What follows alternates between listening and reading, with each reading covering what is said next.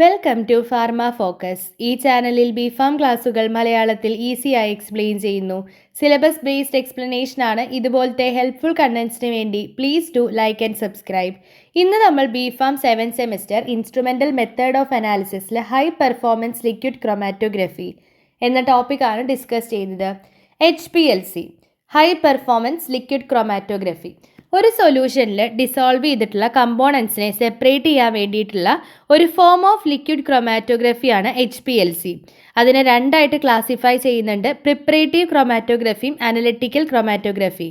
പ്രിപ്പറേറ്റീവ് chromatography എന്ന് പറഞ്ഞു കഴിഞ്ഞാൽ ലാർജർ ക്വാണ്ടിറ്റീസിലുള്ള പ്യൂരിഫിക്കേഷന് വേണ്ടിയിട്ടും, അനലിറ്റിക്കൽ ക്രൊമാറ്റോഗ്രഫി എന്ന് പറഞ്ഞാൽ അനാലിസിസിനും ക്വാണ്ടിഫിക്കേഷനും വേണ്ടിയിട്ടുള്ളതാണ്. ഇവിടെ സെപ്പറേഷൻ നടക്കുന്നത് എന്തിൻ്റെ ബേസിസിലാണ്? സൊല്യൂട്ട് അല്ലെങ്കിൽ സാമ്പിൾ മോളിക്യൂൾസ് ഈ ഒരു സ്റ്റേഷനറി ഫേസിനോടും മൊബൈൽ ഫേസിനോടുള്ള അഫിനിറ്റീനെ ബേസ് ചെയ്തിട്ടാണ് സെപ്പറേഷൻ നടക്കുക. രണ്ട് മോഡ്സ് ആണ് HPLCക്ക് ഉള്ളത്: നോർമൽ ഫേസ് ക്രൊമാറ്റോഗ്രഫിയും റിവേഴ്സ് ഫേസ് ക്രൊമാറ്റോഗ്രഫിയും.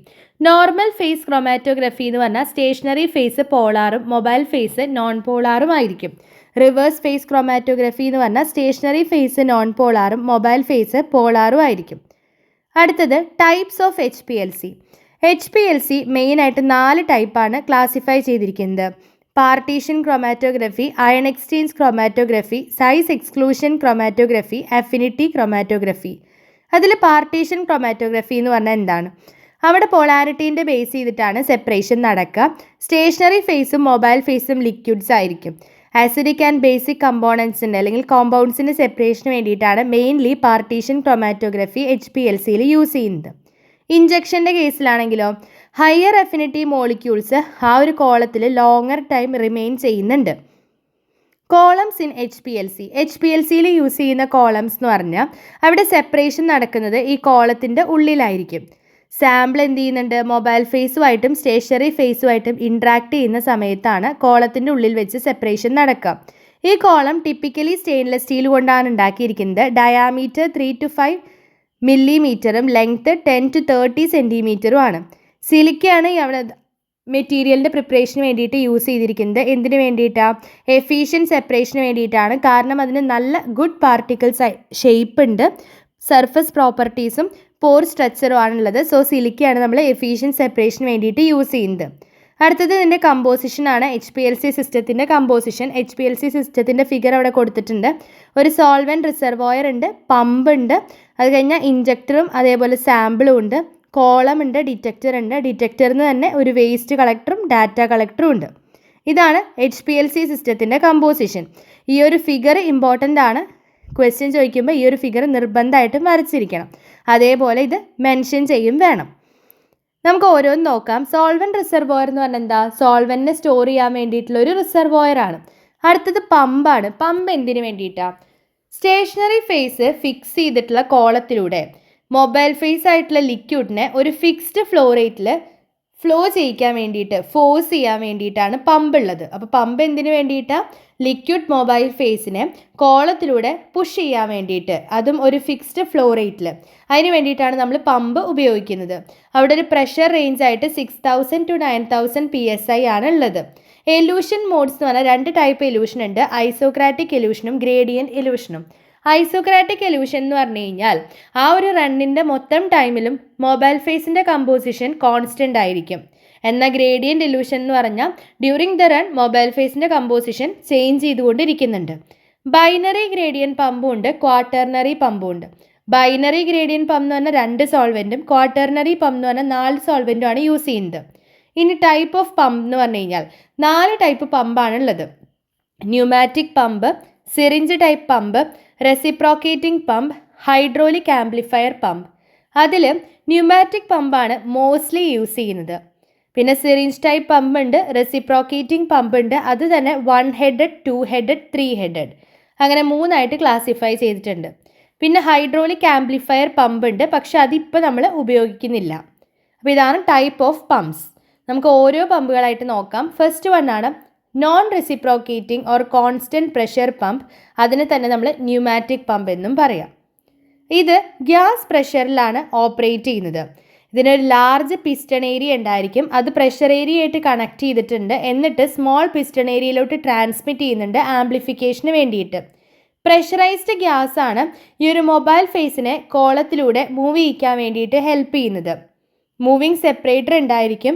അത് ലിക്വിഡിൽ ഗ്യാസിൻ്റെ ഡിസോൾവിങ് അല്ലെങ്കിൽ ഡിസൊല്യൂഷനെ പ്രിവെൻറ്റ് ചെയ്യാൻ വേണ്ടിയിട്ട് ഹെൽപ്പ് ചെയ്യും. അഡ്വാൻറ്റേജസ് എന്ന് പറഞ്ഞു കഴിഞ്ഞാൽ സിമ്പിളാണ്, ചീപ്പാണ്, സ്ലറി പാക്കിങ്ങിന് വേണ്ടിയിട്ട് കോളത്തിൻ്റെ സ്ലറി പാക്കിങ്ങിന് യൂസ് ചെയ്യുന്നുണ്ട്. ആക്യുറേറ്റ് ക്വാണ്ടിഫിക്കേഷൻ ആണ്, ഗുഡ് റീപ്രൊഡ്യൂസിബിലിറ്റി ആണ്.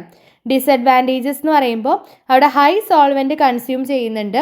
പിന്നെ ഹൈ പ്രഷർ ഉണ്ടാകുമ്പോൾ അത് ഹൈ പ്രഷറിൻ്റെ ലീക്ക് പോസിബിൾ ആണ്. ഹൈലി ഫിൽറ്റേർഡ് സോൾവെൻസിൻ്റെ റിക്വയർമെൻ്റ് ഉണ്ട്. ഇതൊക്കെയാണ് മെയിൻലി അതിൻ്റെ അഡ്വാൻറ്റേജസും ഡിസഡ്വാൻറ്റേജസും. ഇപ്പോൾ ഫിഗർ ഇവിടെ സൈഡിൽ കൊടുത്തിട്ടുണ്ട്, അത് നോക്കി പഠിക്കാം. അപ്പോൾ നോൺ റെസിപ്രോക്കേറ്റിംഗ് അല്ലെങ്കിൽ കോൺസ്റ്റൻറ്റ് പ്രഷർ പമ്പ് ഇത്രയാണുള്ളത്. അടുത്തതാണ് സിറിഞ്ച് ടൈപ്പ് പമ്പ്. ഈ സിറിഞ്ച് ടൈപ്പ് പമ്പാണ് ലോവസ്റ്റ് ഡെഡ് വോളിയം പമ്പ് എന്നും പറയും. ഇത് പുഷ് ബട്ടൺ വാൾവ് വഴിയാണ് വർക്ക് ചെയ്യുന്നത്. മൊബൈൽ ഫേസിൻ്റെ പോസിറ്റീവ് ഡിസ്പ്ലേസ്മെൻ്റ് ആണ് എങ്ങനെ? By mechanical piston at a constant rate. നമ്മളൊരു പുഷ് ബട്ടൺ വാൾവിൻ്റെ ഹെൽപ്പോട് കൂടിയിട്ടാണ്, മെക്കാനിക്കൽ പിസ്റ്റൻ്റെ സഹായത്തോടെയാണ് മൊബൈൽ ഫേസിൻ്റെ പോസിറ്റീവ് ഡിസ്പ്ലേസ്മെൻറ്റ് നടക്കുന്നത് ഒരു കോൺസ്റ്റൻറ്റ് റേറ്റിൽ. ഇതിൻ്റെ കപ്പാസിറ്റി 250 to 500 ml ആണ്.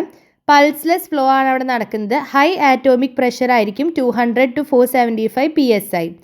ഡബിൾ സിറിഞ്ച് പമ്പ് ഉണ്ട്. അതെന്ത് ചെയ്യുന്നുണ്ട്? റിസർവോയറിന് ഫില്ലിംഗ് എനേബിൾ ചെയ്യുന്നുണ്ട് വൈൽ ഡെലിവറിങ്. അതായത് ഒരു ഡെലിവറി ചെയ്തുകൊണ്ടിരിക്കുമ്പോൾ തന്നെ റിസർവോയറിന് എന്ത് ചെയ്യും? വീണ്ടും ഫില്ലിംഗ് നടക്കുന്നുണ്ട്. അതിന് വേണ്ടിയിട്ടാണ് ഡബിൾ സിറിഞ്ച് പമ്പ് ഉള്ളത്.